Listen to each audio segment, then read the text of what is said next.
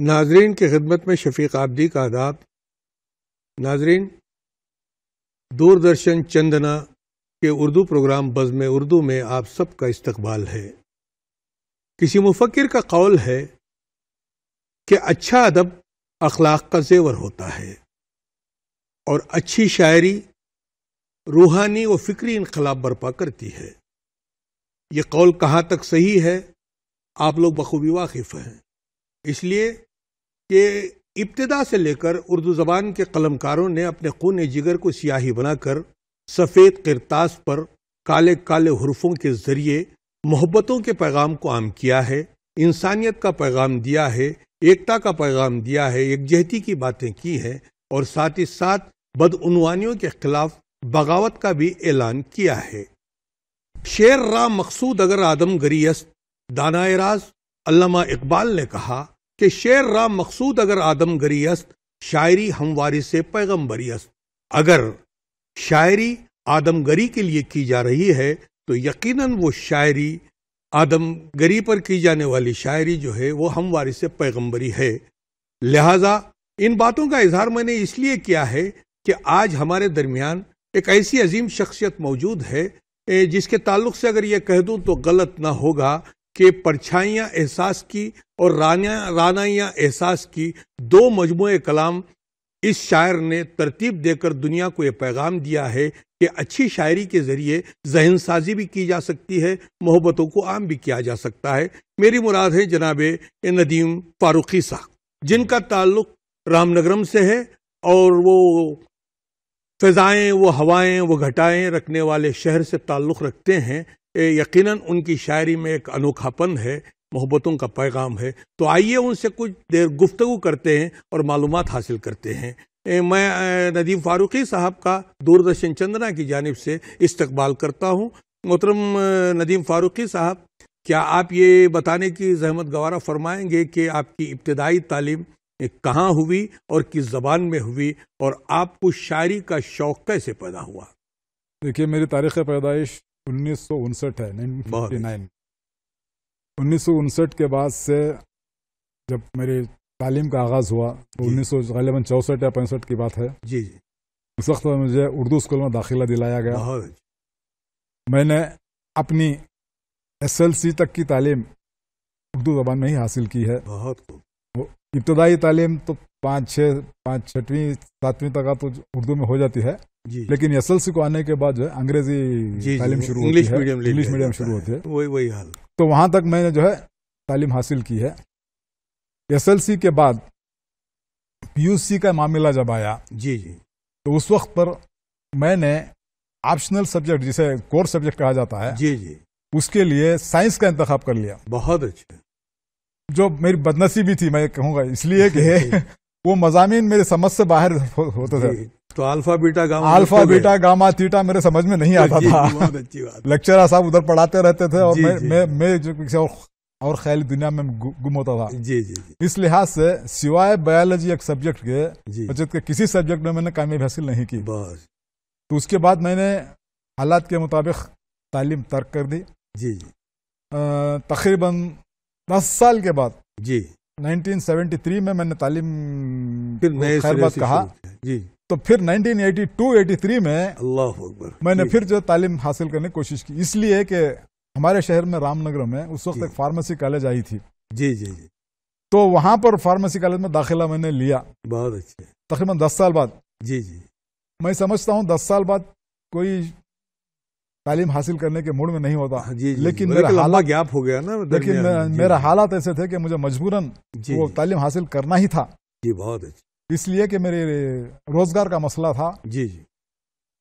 تو اس طرح میری تعلیم ڈپلوما میں مکمل ہوئی۔ اس کے بعد جو ہے میں نے ایک فارمیسی کھولا، اس کے بعد اس میں فارمیسی چلا، زندگی کے مراحل گزرتے رہے۔ تو یہ میری ابتدائی تعلیم ہے۔ ابتدائی تعلیم سے، حالانکہ فارمیسی کے بعد میں نے کوئی کورس نہیں کیا، بس فارمیسی کو ہے میرا خاتمہ ہو گیا کتاب کا، یعنی تعلیم کا۔ یہ تو تعلیم کی باتیں رہی۔ یقیناً اس زمانے میں جو ہے اردو اسکول سے ہی جو ہے ہمارا دور ہی ایسا گزرا کہ ہم لوگ جو ہے اردو اسکولس میں تعلیم حاصل کرتے، اس کے بعد میں جو ہے پھر انگریزی میڈیم کے ذریعے آگے بڑھنے کی کوشش کرتے۔ لیکن جن کا مقدر ساتھ ہے وہ آگے نکل جاتے ہیں، جو لوگ کوشش نہیں کرتے وہ پیچھے رہ جاتے ہیں، یہ ایک الگ بات ہے۔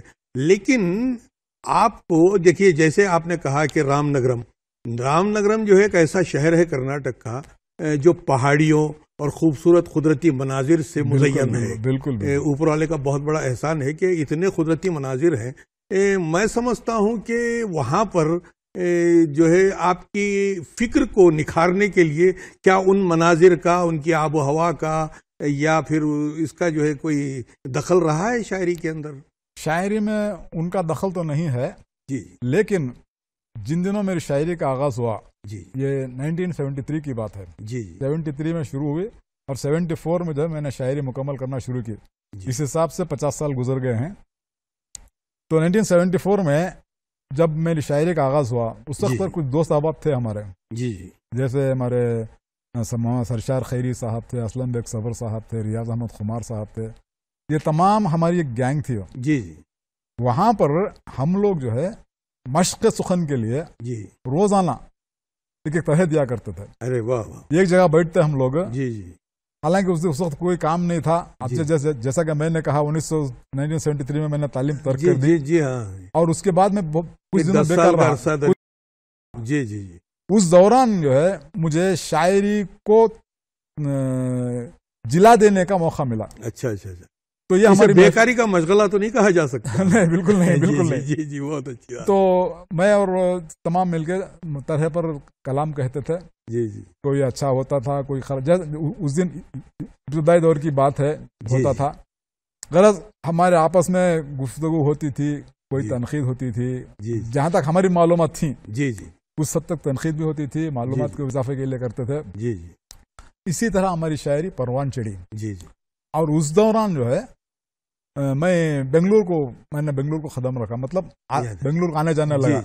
اس وقت بزم نجمی، جی، حضرت سلام نجمی مرحوم، جی سلام نجمی صاحب، ان کی بزم جو ہے جی اس سے میرا واسطہ پڑا۔ جی، اور نجمی صاحب سے میں نے دوستی کی۔ بہت اچھا۔ حالانکہ نجمی صاحب میرے سے کافی عمر میں کافی بڑے تھے، لیکن انہوں نے مجھے اپنا بھائی کہا، جی، اور ہمیشہ صیغہ واحد میں خطاب کیا مجھے۔ بہت اچھا، میری ابتدائی دنوں سے ہی انہوں نے صیغہ واحد میں خطاب کیا۔ جی جی، اور یہاں تک میں جب میری عمر تقریباً 15-16 سال تھی، جب نجمی صاحب کی عمر تقریباً 50 سال سے زائد تھی، جی جی، تو اس وقت انہوں نے مجھ سے کہا سگریٹ پیتا کرے؟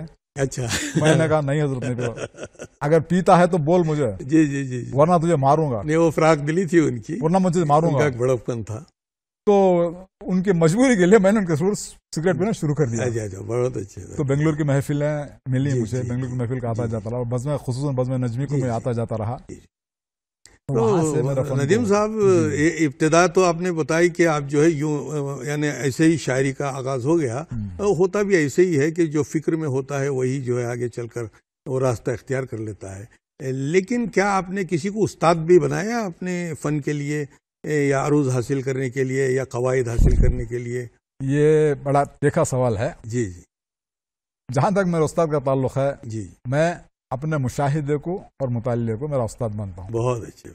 دراصل بات یہ ہے، جب میں SLC میں پڑھ رہا تھا نا، جی، اس وقت پر ہمارا ایک اردو کے استاد تھے، جی، ایک چھوٹے سے خریے گرگے شریف سے وہ آتے تھے، جی جی، ان کا نام سید عبدالقدوس شتاری تھا۔ جی جی، میں ان کا احسان زندگی میں نہیں بھلا سکتا، جی جی، اس لیے کہ انہوں نے گرامر کی کلاس میں شاعری کے تمام رموز کے تعلق سے واقفیت دے دی۔ اچھا اچھا، تو عروض بھی بتایا کرتے تھے؟ بالکل، عروض بھی بتا دیا انہوں نے، اور قافیہ کسے کہتے ہیں، ردیف کسے کہتے ہیں، بحر کسے کہتے ہیں، جی جی، ان تمام چیزوں کا مجھے علم دیا۔ جی جی، حالانکہ پورے طالب علم کو انہوں نے علم دیا، لیکن میں جو ہے اس میں گراسپ کر لیا، میں اچھا اچھا، اس کو جذب کر لیا میں۔ جی جی، اس کے بعد جب میری شاعری کا آغاز ہوا، جی، تو میں نے ان تمام چیزوں کو بروئے کار لایا۔ اچھا اچھا، اور اس کے بعد جو ہے تھوڑا بہت مطالعہ بھی کیا، ظہور کے تعلق سے معلومات حاصل کی، بہت ردیف کسے کہتے ہیں، قافیہ کسے کہتے ہیں، بحر کیا ہوتی ہے، یہ تمام چیزوں کا جی جی، یعنی آپ نے اپنے مطالعے کی بنیاد پر جو ہے اپنی شاعری کے سفر کو آگے بڑھانے کی کوشش کی۔ کسی استاد کو متعین نہیں کیا، یا ان کے تلامذے میں آپ شامل نہیں ہوئے، آپ نے ذانو ادب طے نہیں کیا۔ بہت اچھی بات ہے، آپ مطالعے کی بنیاد پر جو ہے آپ آگے بڑھتے رہے۔ لیکن ایک بات طے ہے، جیسے ابھی آپ نے بتایا ہے کہ 1964-65 کے بعد ایک تحریک چلی جی نئی غزل کی تحریک، جی اور پھر ترقی پسند تحریک بھی بہت زوروں پر رہی ایک دور میں، پھر جدیدیت کا دور آیا، اب جدیدیت کی باتیں بھی ہو رہی ہیں، تو کیا کبھی کسی تحریک نے آپ کے ذہن کو متاثر کیا ہے؟ تحریک کے متاثر کرنے کی بات، مجھے کسی تحریک نے متاثر نہیں کیا. جی جی میں جو سمجھتا تھا وہی میری شاعری ہے. جی جی حالانکہ پڑھتا تھا میں جدیدیت کے نام پر مختلف قسم کی غزلیں، مختلف قسم جی کے یہ سب آتے تھے، اور جو ہے جدیدیت کے نام پر بالکل میں سمجھتا ہوں کہ عجیب قسم کے خیالات آتے، جیسے کسی نے کہا کہ سورج کو چونچ میں لے کوئی مرغا کھڑا رہا، ہاں تو مرغا کھڑا ہے چونچ میں سورج لیے ہوئے، ایسی شاعری ہو رہی تھی جدید کے نام پر. لیکن میرا رجحان اس کی طرف جانب نہیں گیا. میرا جو مطلب تھا صرف میں اپنا آپ نے وہ مطالعہ بھی نہیں کیا ان تمام چیزوں کا، یعنی جدیدیت پر شائع ہونے والے مضامین یا پھر ترقی پسند تحریک کے مضامین پڑھا تو تھا جی، لیکن میں ذہن نے اسے ماننے سے انکار کر دیا. اچھا اچھا اچھا تو ایسی بات ہے، آپ نے جو کچھ دیکھا اسی کو شاعری، یعنی اپنے مشاہدے اور اپنے تجربات، اپنے احساسات کی ترجمانی کو ہی شاعری قرار دے دیا. بالکل بالکل بہت اچھی بات ہے. لیکن یہ جو تحریکیں چلی ہیں اس سے ادب کو فائدہ ہوا ہے، اس لیے کہ دور حاضر کی گفتگو اس میں کی گئی، عہد کے تقاضوں کو پورا کرنے کی کوشش کی گئی، اور اس عہد کی باتیں جو ہے غزل میں یا نظم کے ذریعے بیان کرنے کی کوشش کی گئی. کیا اس سے فائدہ نہیں ہو سکتا ہے؟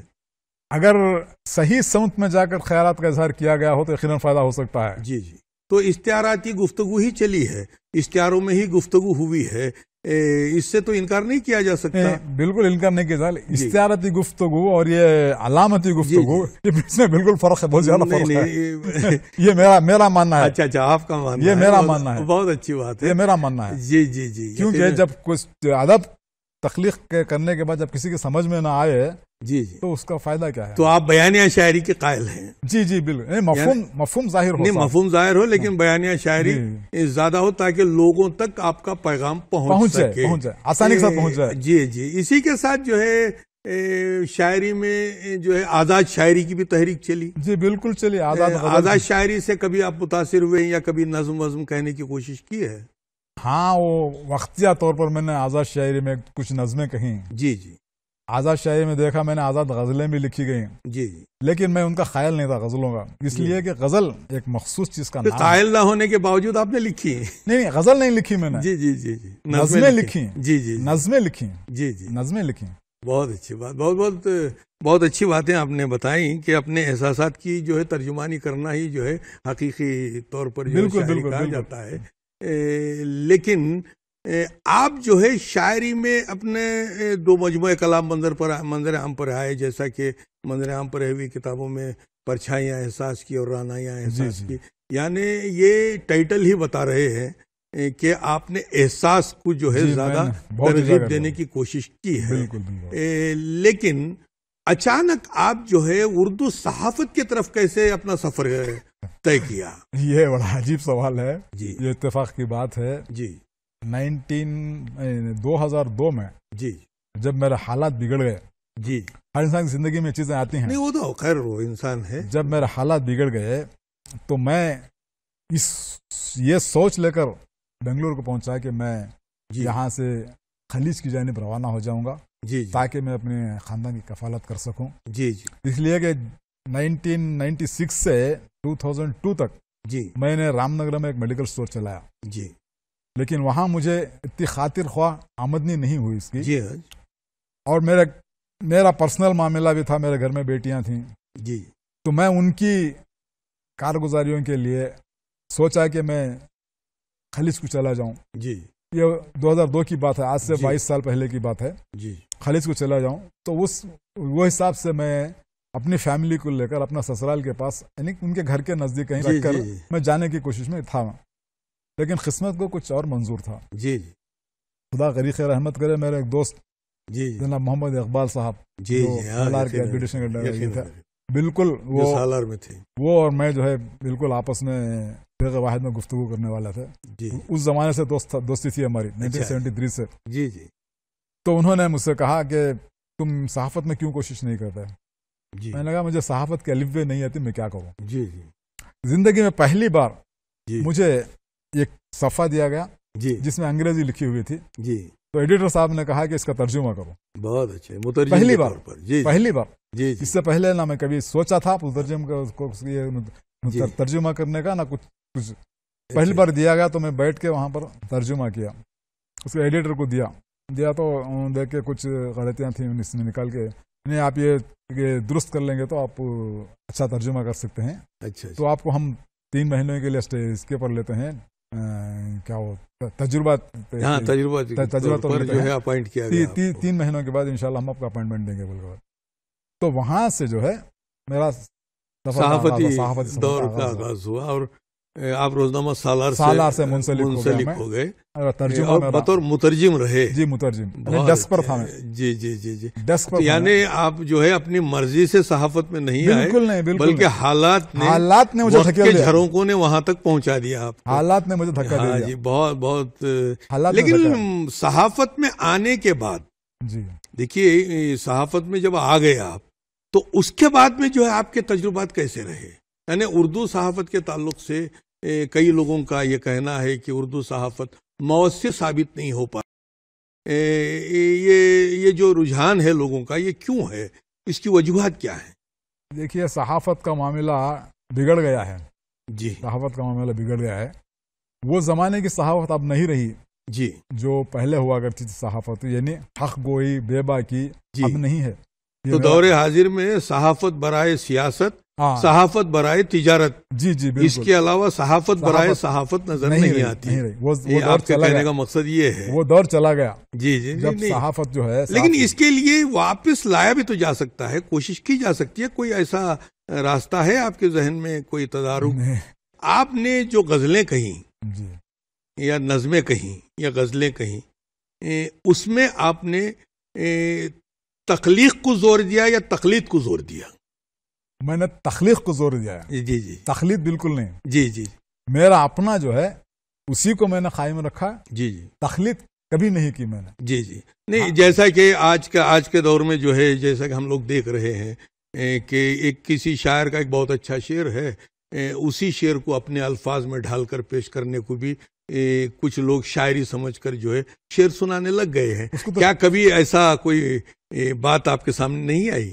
نہیں بالکل نہیں. اس کو تو چربا کہہ سکتے ہیں آپ. جی جی جی شعر کا چربا کہہ سکتے ہیں. حتی المقدور آپ نے تخلیقیت کی طرف توجہ دی ہے. بالکل بالکل بالکل، بہت بہت اچھی بات ہے. بالکل. اور دوسری بات یہ کہ تخلیقیت میں ایک نئے پن کی طرف لوگ توجہ دے رہے ہیں. جی کہ تخلیقیت میں نئی باتیں سامنے آئیں. جی جی. اور دوسری بات یہ ہے کہ عہد کے تقاضوں کو بھی پورا کیا جائے. جی جی. اس عہد کے جو تقاضے ہیں، یہ جو بدعنوانیاں پھیل رہی ہیں، اس کے خلاف بھی بغاوت ہو، یہ تمام باتیں. ایسا کبھی آپ نے تجربہ کیا اپنے اشعار کے ذریعے؟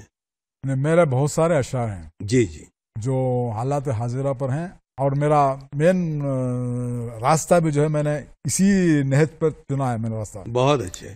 یا کچھ آپ کی تخلیقات پیش کرنے کی اگر آپ سعادت حاصل کر لیں تو ہمارے ناظرین کے لیے ایک پیغام جائے گا کہ آپ کی شاعری کس معیار کی ہے اور آپ کی فکر کس معیار کی ہے. آپ کچھ اپنی تخلیقات پیش کر دیں تو نوازش ہوگی. دیکھیے ایک تازہ غزل ہے، جی آپ کے گوش گزار کرنا چاہوں گا. ارشاد. مطلب کہا ہے، ارشاد. بن کے مہماں درد دل میں بار بار آتا رہا. آہا آہا. بن کے مہماں درد دل میں بار بار آتا رہا، اس کے ہر کمرے میں اپنے پاؤں پھیلاتا رہا. ارے واہ واہ واہ، بہت اچھا. بن کے مہماں درد دل میں بار بار آتا رہا، اس کے ہر کمرے میں اپنے پاؤں پھیلاتا رہا. شعر دیکھیے، جب میرے اطراف اندھیروں کا عجب ایک جال تھا. جب میرے اطراف اندھیروں کا عجب ایک جال تھا، کوئی میری فکر لے کر خود کو چمکاتا رہا. ارے واہ واہ واہ واہ واہ، کوئی میری فکر کو لے کر. اچھا طنز ہے. جب میرے اطراف اندھیروں کا عجب ایک جال تھا، کوئی میری فکر لے کر خود کو چمکاتا رہا. شعر دیکھیے، کوئی سانسوں کے تقدس کے لیے کوشاں رہا، کوشاں ہوا. کوئی زندگی کو زندگی سے کوئی لڑواتا رہا. ارے واہ واہ. کوئی سانسوں کے تقدس کے لیے کوشاں ہوا, واہ. زندگی کو زندگی سے کوئی لڑواتا رہا. شعر دیکھیے, ٹیسیں بڑھتی جا رہی تھیں اور مزہ آنے لگا. ٹیسیں بڑھتی جا رہی تھیں اور مزہ آنے لگا. اس طرح کل وہ میرے زخموں کو سہلاتا رہا. اس طرح کل وہ میرے زخموں کو سہلاتا رہا. شعر دیکھیے, فکر تابندہ کی خاطر میں بہت تھا بے قرار. اچھا. فکر تابندہ کی خاطر میں بہت تھا بے قرار. ذہن کے آنگن میں وہ سایوں کو نچواتا رہا. فکر تابندہ کی خاطر میں بہت تھا بے قرار. ذہن کے آنگن میں وہ سایوں کو نچواتا رہا. شعر دیکھیے, چل